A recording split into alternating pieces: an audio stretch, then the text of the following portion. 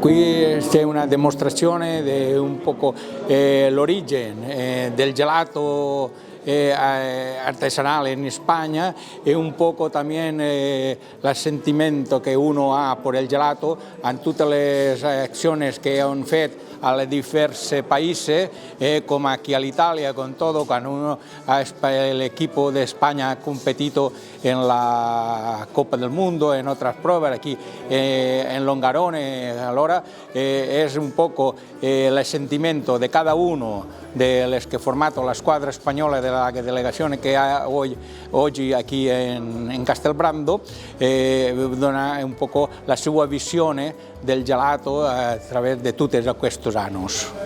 Un poco perché i prodotti di Spagna non è un poco possibilità di trovare qui.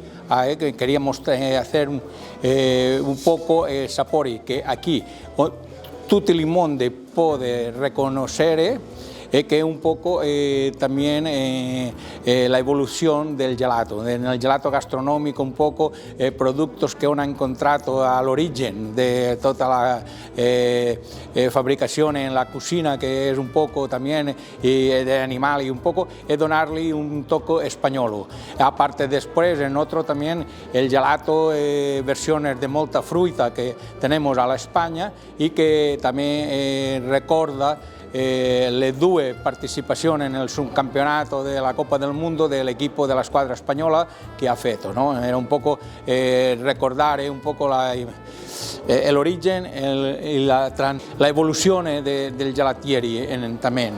Io credo che un grande gelatiere deve appostare per le gelate artigianali, por el ingrediente natural y un poco también por reforzar oggi también la sostenibilità è molto importante e soprattutto il cariño che uno deve de metterle alla sua esperienza nel gelato, ¿no?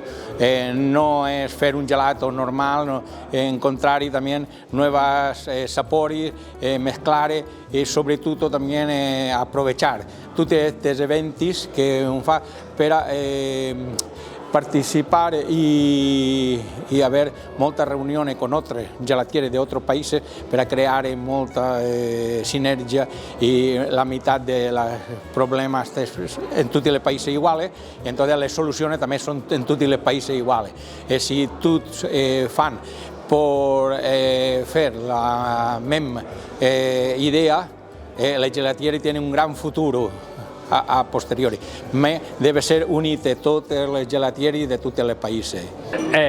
L'estero è attratto da questo territorio meraviglioso e ha questa perla delle Olimpiadi 2026 chiaramente che attira.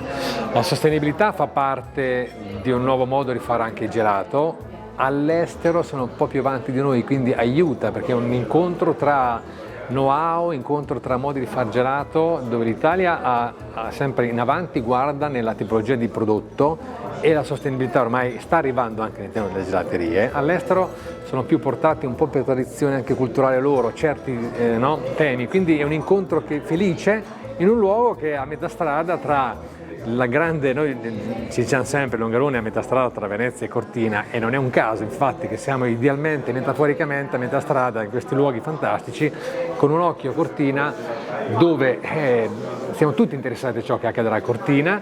Longarone è parte di quel percorso di arrivo alle Olimpiadi e i Bayer sono molto interessati a capire cosa saranno le Olimpiadi della montagna veneta.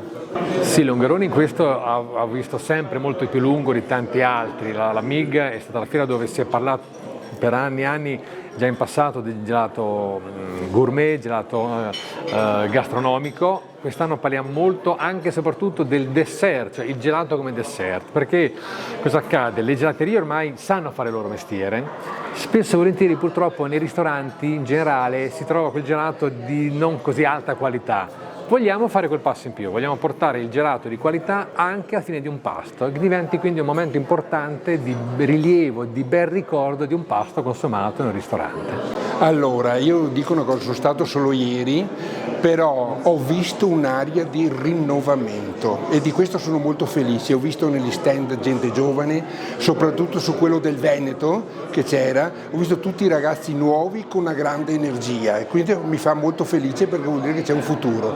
E anche lì a Longarone ho visto che c'è un rinnovamento e questo mi fa molto piacere. Abbiamo riscontrato molto interesse dalle nostre parti, abbiamo molti buyer che sono arrivati praticamente in questa fiera, dalla Croazia, poi anche dalla Serbia, dalla Bosnia e principalmente c'è una tendenza adesso nel nostro territorio di fare diciamo, dei prodotti salutari, di qualità, mentre magari qualche anno fa si guardava solo al prezzo. Un'ottima presenza e per quanto mi riguarda diciamo, Giornata Europea del Gelato Artigianale è ad oggi l'unico alimento ad essere stato istituzionalizzato dal Parlamento Europeo. Cosa fondamentale, in tutta Europa, in tutto il mondo diffondiamo il Gelato Day.